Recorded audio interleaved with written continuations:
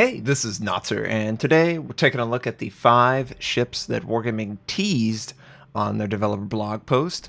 This is on the public test server. This is 7.12, and unfortunately I can't play them for you, but I can discuss it. Sorry for the delay. For whatever reason, my public test server client wasn't working, so I had to download it in a different way through the Wargaming Game Center. It finally worked, and finally we can take a look at it. So the first one, Warships Unitus, I believe it's Latin, and this is supposed to be Austrian-Hungarian, right? Ship. Back in the day, World War I, Austrian-Hungary, obviously it was a central power, and their goal was pretty simple: support the Germans in the war effort for World War I. And the ship is a tier 4, and it has 4x3 305mm guns at tier 4. It has a lot of guns. It has a lot of guns. 12 guns. Not that there's not a lot of guns at tier 4, you know, the Wyoming or whatever, but a lot of guns on few turrets. You should be able to get them all on target, and hopefully they're accurate. The secondary range is mediocre, so it's not supposed to be a secondary. AA's non-existent. It's a tier 4. To be expected, especially for a ship that served in World War I. We're talking biplanes. If that, they probably never expected ships to be under such heavy threat from aircraft. So, I mean, 70mm. A very tiny gun that is defending a giant ship. Speed 20.5 knots. This is unbuffed. I have not changed it at all. Turning radius 530 meters. That's really good. Rudder shift 11.5. That's okay, no issue there. Concealment, 10.5 base. So that means that there's going to be an incredibly concealed ship. Now, before, in 7.11 public test server, I think the Wyoming and the Dreadnought, they both had incredible concealment. So I'm kind of hesitant to be super ecstatic about this. It feels really low. If I were to bring in a commander that had good concealment, that would give me, on a battleship, a wiggle room of about 5 kilometers where I'm not detected, but I still can engage the target. That's kind of dangerous for the targets that are trying to be engaged. So I'm not guaranteeing that these stats are not going to change. I think they will change. I think they will change. At tier 5, we've got the Yahagi. It is a light cruiser. Oh, that's cool. That's a very cool little feature that they've added. Sort of in the process of repairing the aircraft. But it is a light cruiser at tier 5, and that light cruiser has a very unique trait. It has a lot of torpedoes that have great range, and you could conceivably conceal yourself. So you could successfully land the torpedoes on targets while using your light cruiser guns. Now the torpedo systems, I believe they're... Oh, okay, so they are center aligned. Let's just verify this. They are center aligned. And you know what this screams to me? Just how hard it is to get in there and look at the torpedoes. Very narrow torpedo arcs. Very narrow. Probably the most narrow I've ever seen in the game. It must be the size of the torpedo. That is very narrow. Now this one might be a little bit better, but the one that's forward on the ship, that's very narrow. A protection, honestly, it's not bad for a tier 5. Could be worse. Gun systems, it's got 6 152mm, which is very, very weak. Do they compensate with reload? No, they don't. So it's a light cruiser that has heavy cruiser reload. I don't know about that one. Speed 35 knots, rudder shift 7.4, which is good. Detectability 11 kilometers, which is not as good. It's worse than the battleship, I just have to say that. But the guns, they leave something to be desired. The torpedoes are cool, but I think the torpedo arcs are going to be very difficult to use. Overall, the ship looks cool. It's small. I like that. Next up, we've got another lion. This is the Italian lion. We've had the British lion. We've also had the French lion.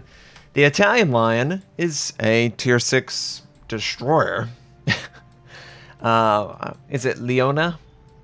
Something like that. I know the Italians are going to just be like cringing hard, but this is very interesting. It looks like it has folded sail or something like that. That's a cool little graphic. Don't know what that's for.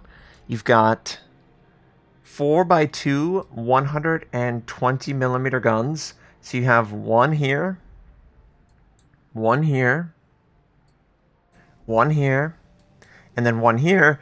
So you have 8 guns that can fire a huge alpha strike, a massive alpha strike on a target. The turret traverse is awful. 22.5 seconds to traverse all the way around. But look at the torpedo systems. So these are the Italian 12-kilometer range, 533 millimeter. These are the same things that are on the Abruzzi. They've got great range, and what you can do, and their detectability when they're firing, 1 kilometer range, 51 knots. So I could see people investing in torpedo acceleration to make this work a little bit better. But you can absolutely stealth fire these torpedoes, and their cooldown's really short for how easily you can stealth fire them. 60 seconds? Oh yeah. So this is going to be an interesting ship to have fun in. AA, non-existent. Speed, 34 knots, which is good. Rudder shift, 3.4 base. Thank you. That's awesome. You can invest in something else. Or you could go rudder even more. I don't know why. Detectability, 7 kilometers. With a improvement, it's about 6.3. At tier 6, that's about where you'd expect it. That's nothing that's blowing doors off, but it's enough to outrange your torpedoes, which are very interesting. So really high alpha, really long reload, 8.5 seconds, and then the torpedo systems on cooldown will be ready to go. It's a very intriguing proposition, and I definitely look forward to playing it. Camo looks okay. No issue with the camo at all. I like that there's a little LE there. It kind of looks like they duct taped it or something, but hey, it's fine. It's beautiful. It's Italian. Probably. Maybe. I think it is Italian. Is there anything written up on the ship? A very large destroyer. Officially classified as a light scout for a long time. So 3 were in service and entered service in 1924. Okay. That's not too bad. Okay, at tier 9, this is a premium Soviet destroyer. And this destroyer is Nostrashimi. It is sort of Grozovoy meets Ognivoy. They take one of the dual-mounted gun systems right here. So you only have 4 total 130mm guns. But it still has all of the modules that you expect. And they still have the limited charges that you're familiar with from the Grozovoy, but you get it at tier 9. The range of the torpedoes is 10 kilometers with a 65 knot. So very usable. Reload's a little pathetic. AA gun defense is not as good as you would hope. You do drop 2 130mm, which really hurts the damage per minute on the long range. Top speed, 36 knots, 4.6 rudder shift, 6.9 base concealment. Are you insane? Are you insane, Wargaming? This could be the best concealed... Can I get a tier? Oh, I can. I just have to check this out. That concealment is absolutely insane. Yeah. 5.6 kilometer concealment. That's what you should expect with this ship. This is going to match pretty much every ship and its concealment. So it should be able to operate with its guns, its torpedo, and its smoke pretty comfortably. I really like the Ognivoy, and this is an Ognivoy with heal and defensive AA. That's pretty good. And it's 1 tier later. So I think this is a good candidate for a premium tier 9 destroyer, and I would like to see more of that. It's more up my alley with faster torpedoes in the black. The camo looks pretty cool. It looks very bare, though. It looks like a cut-down version of the Grozovoy, and That's exactly what it should look like, because that's what it is. At tier 10, we've got the Azuma. Now, the Azuma was designed to counter the Alaska, which the Kronstadt and the Stalingrad, all of these ships were designed to counter each other. Sort of these battle cruiser, 300 to 310 millimeter guns. Once again, the Japanese just love to introduce just slightly larger caliber. It's 3x3, 310 millimeters. You've got a bunch of aircraft stacked up in the center. A protection is very Japanese, and that's all right. You could double the long range to help out immensely. Speed, 34 knots. That's not bad for a ship this size. Turning circle, not very good, 920 meters. Rudder shift, 13.9 seconds. Detectability, 14.7. Secondary gun range, not really there. You would never do that. And note that it doesn't have any torpedoes. No torpedoes whatsoever. So this is probably going to be a little frustrating for Japanese cruiser players, because you want the torpedoes, and yet you won't get torpedoes on this. But it's got sort of that sloped bow look that the Yamato has, obviously at tier 10. The camo looks kind of interesting. It's a departure for the Japanese for sure. But Japanese guns have pretty workable gun velocity. The high explosive is outstanding.